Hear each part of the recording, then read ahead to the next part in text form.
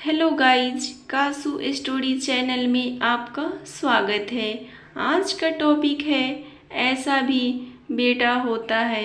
यदि आपको मेरी वीडियो अच्छी लगेगी तो अपने दोस्तों में ज़्यादा से ज़्यादा शेयर करें और चैनल को सब्सक्राइब करें ताकि मैं और अच्छा से अच्छा आपके लिए वीडियो बना सकूं।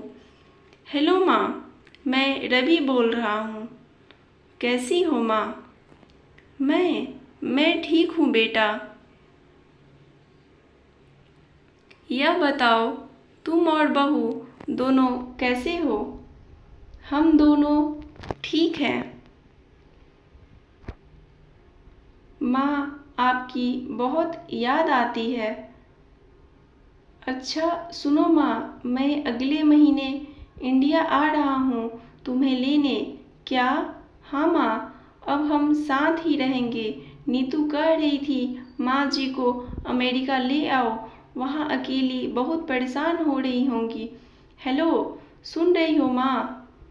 हाँ हाँ बेटे, आंखों से खुशी के आंसू की धारा बह निकली। बेटे और बहू का प्यार नस नस में दौड़ने लगा। जीवन के 70 साल गुजर चुकी सावित्री ने जल्दी से अपने पल्लू से आंसू पोंछे और बेटे से बात करने लगी। पूरे 2 साल बाद बेटा घर आ रहा था। बूढ़ी सावित्री ने मोहल्ले भर में दौड़ दौड़ कर ये खबर सबको सुना दी। सभी खुश थे कि चलो बुढ़ापा चैन से बेटी और बहू के साथ गुजरेगा। रवि अकेला आया था। उसने कहा कि माँ, हमें जल्दी ही वापस जाना है, इसीलिए जो भी रुपया पैसा किसी से लेना है वह लेकर रख लो। तब तक मैं किसी प्रॉपर्टी डीलर से मकान की बात करता हूँ। मकान? माँ ने पूछा। हाँ माँ, अब यह मकान बेचना पड़ेगा, वरना कौन इसकी देखभाल करेगा। हम सब तो अब अमेरिका में रहेंगे। बूढ़ी आंखों ने मकान के कोने कोने को ऐसे निहारा जैसे किसी अबोध बच्चे को सहला रही हो। आनन फानन और औने पौने दाम में रवि ने मकान बेच दिया।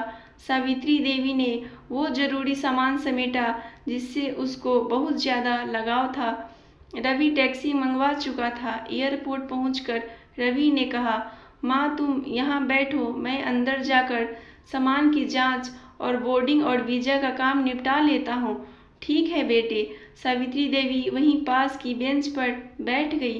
काफ़ी समय बीत चुका था। बाहर बैठी सावित्री देवी बार बार उस दरवाजे की तरफ देख रही थी जिसमें रवि गया था, लेकिन अभी तक बाहर नहीं आया।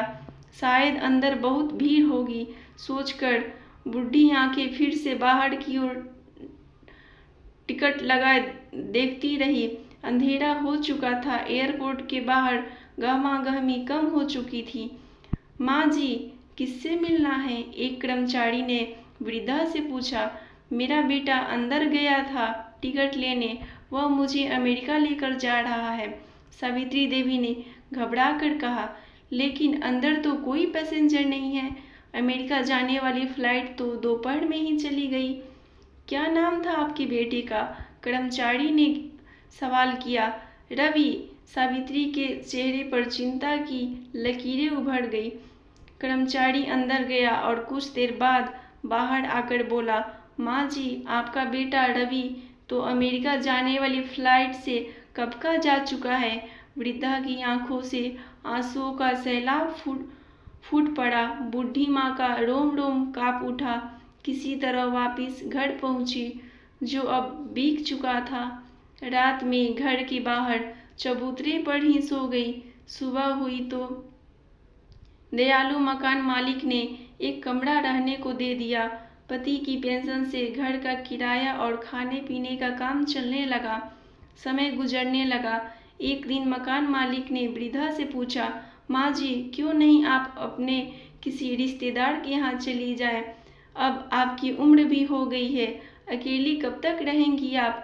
हाँ, चली तो जाऊंगी, लेकिन कल को अगर मेरा बेटा आएगा तो यहाँ फिर कौन उसका ख्याल रखेगा?